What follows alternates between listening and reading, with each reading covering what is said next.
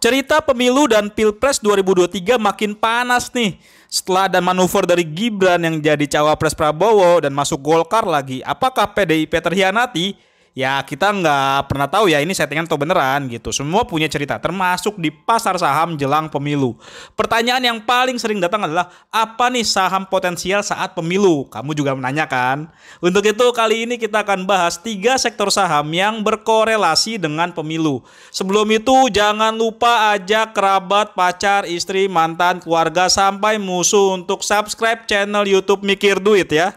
Sebenarnya untuk pemilu kali ini peta pebisnisnya nggak sekental 2019 ya, di mana Sandiaga Uno maju sebagai cawapres. Saat ini para pebisnisnya menjadi pemain di belakang layar seperti bosnya Indika Group, MNC Group, suaminya Puan, dan grup Saratoga yang ada di grupnya Ganjar dan Mahfud. Lalu ada Kaesang, Erick Thohir, dan menariknya irisan dengan grup Saratoga juga, yaitu kakaknya Erick Thohir di Adaro dan MDKA itu ada di kubunya Prabowo Gibran.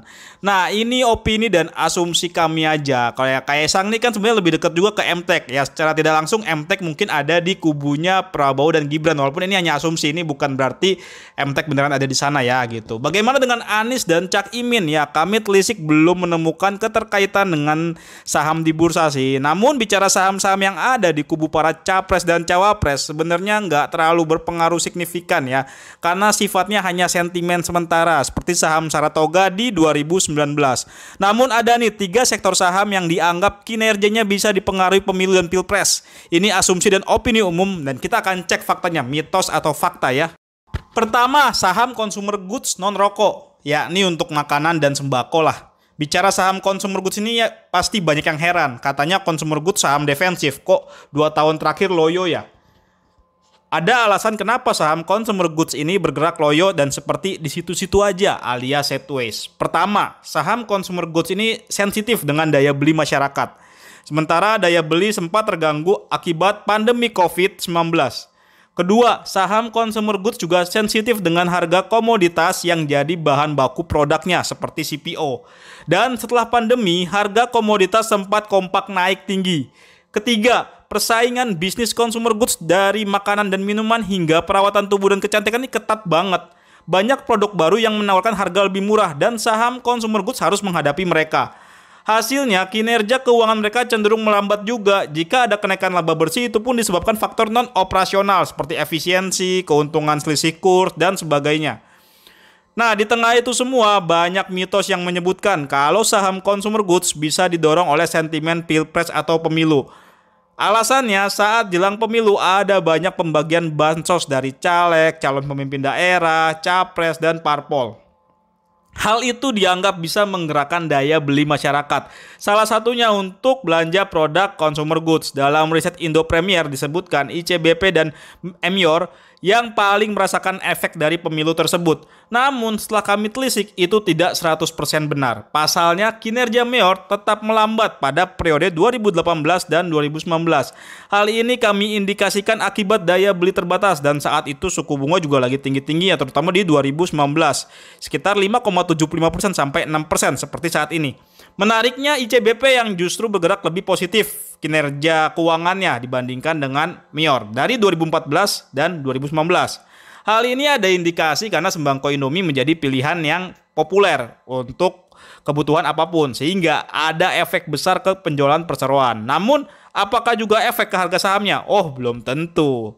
Karena pemilu hanya part sekian yang bisa mendorong kinerja keuangan dan juga sentimen pergerakan harga saham. Cek aja di sini, tren harga ICBP ketika pemilu malah cenderung melambat, naik sih, cuman nggak terlalu spesial. Yang parah malah Emior, malah koreksi terus dan cukup dalam. Namun apakah saham ICBP sudah layak koleksi dengan jelang pemilu seperti ini? Jika kita melihat secara valuasi, saham ICBP ini sudah lebih murah, meski tidak semurah dari titik target kami, yaitu sekitar 8.000 sampai 9.000 per saham. 2 titik itu kami anggap murah karena belum ada gebrakan ekspansi baru yang bisa mendorong kinerja ICBP untuk meroket lebih tinggi lagi. Kedua, saham rokok. Secara kinerja keuangan, terlihat nih, GGRM memiliki korelasi paling kuat ke pilpres atau pemilu. Soalnya nih, setiap ada pilpres, pertumbuhan pendapatan GGRM ini naiknya lumayan kenceng. Seperti di 2014 naiknya 17%, sedangkan di 2019 naiknya 15%. Padahal penjualan emiten rokok lainnya tetap melambat, bahkan ada yang koreksi. Namun, meski ada pengaruh terhadap kinerja pendapatannya, pergerakan harga GGRM tidak terlalu signifikan dipengaruhi oleh pemilu dan pilpres. Paling cuman di 2014 setelah turun tajam 2 tahun terakhir. Tiba-tiba saham GGRM naik 43,5% di 2014. Cuman ya di 2019 turunnya agak dalam. Isu cukai rokok jadi penekan utamanya di periode 2019. Hal itu juga terlihat dari penurunan harga saham HMSP dan WIM yang cukup dalam juga. Jadi saham GGRM sudah bisa diborong. Ya aku sih ngingetin aja ya, ini saham sunset. Kalau kamu beli di pucuk dalam artian harga tertinggi dalam sebulan terakhir aja, berarti resiko floating loss-nya sangat besar sekali. Walaupun kalau dilihat valuasinya, saham GGRM dan HMSP ini udah murah. Kalau WIM lagi mahal banget. Cuman balik lagi, ini resikonya tinggi karena bisnisnya susah growth sampai mereka menemukan inovasi barunya untuk bisa mendorong pertumbuhan bisnisnya. Ketiga, saham media massa. Ini juga sering dianggap dapat berkah dari pemilu. Kenapa? Karena ada ekspektasi ketika ada pemilu berarti mereka berpotensi mendapatkan pendapatan iklan yang lebih tinggi lagi. Tapi emang benar, jika kita mengacu ke kinerja keuangan 2014 dan 2019, hasilnya menunjukkan tidak secara konsisten setiap ada pemilu mereka mencatatkan pendapatan iklan yang lebih tinggi. Namun, di 2019 terlihat kenaikan penjualan yang lebih tinggi dalam 6 tahun terakhir, terutama di MTEK, BMTR, dan MNCN. Meski begitu, ada kenaikan pendapatan itu tidak berpengaruh langsung ke harga sahamnya bagi kedua kubu, yakni MTEK dengan MNCN dan BMTR. Misalkan, pertama, di 2014, yang paling cuan itu adalah MTEK setelah naik dalam setahun sekitar 40%, sedangkan grup MNC nggak terlalu cuan. Bahkan ada yang rugi, turun harga sahamnya. Kedua, di 2019 paling cuan itu dari MNC Group. Ada MNCN naik 136% dalam setahun. Lalu ada BMTR naik 42%. Kenapa begitu? Nah, kita nggak tahu ya dalemannya gimana sampai ada perbedaan pergerakan harga saham di 2 pemilu terakhir. Terus bagaimana prospek saham media di 2024? Menurut kami, saham media di 2024 bakal bisa lebih baik. Terlepas dari sentimen pemilu, basis kinerja keuangan mereka di tahun ini sudah cukup rendah. Karena permintaan iklan turun akibat adanya perubahan transisi dari TV analog ke TV digital. Sehingga beberapa klien seperti dari FCMG itu menahan belanja iklan terlebih dahulu. Di sisi lain ada juga kenaikan suku bunga yang sangat tinggi. Sehingga beberapa perusahaan akan menahan belanja iklannya tidak sebanyak seperti periode sebelum-sebelumnya gitu.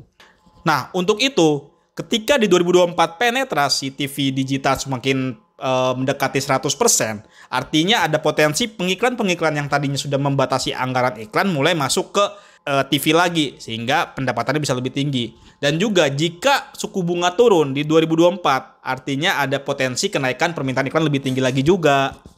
Kesimpulannya, ada korelasi sih antara kinerja keuangan emiten dengan pemilu. Namun, korelasi itu tidak langsung berefek kepada harga sahamnya. Seperti saham consumer goods dan rokok, itu terlihat ada efeknya. GGRM, kenapa kinerja keuangannya naik saat pemilu? Ya karena brand rokoknya diperkirakan lebih banyak peminat saat pemilu, karena ada aktivitas kampanye dan sebagainya. ICBP juga, produk Indomie jadi andalan untuk bagi-bagi sembako saat pemilu. Namun hal itu tidak serta-merta mempengaruhi harga sahamnya langsung multi-bagger. Untuk itu bagaimana strategi investasi saat pemilu? Baik lagi ke formula dasarnya, beli saham di harga murah. Oke, mau tahu harga saham yang lagi murah? Cek aja update tulisan di mikirduit.com ya, setuju?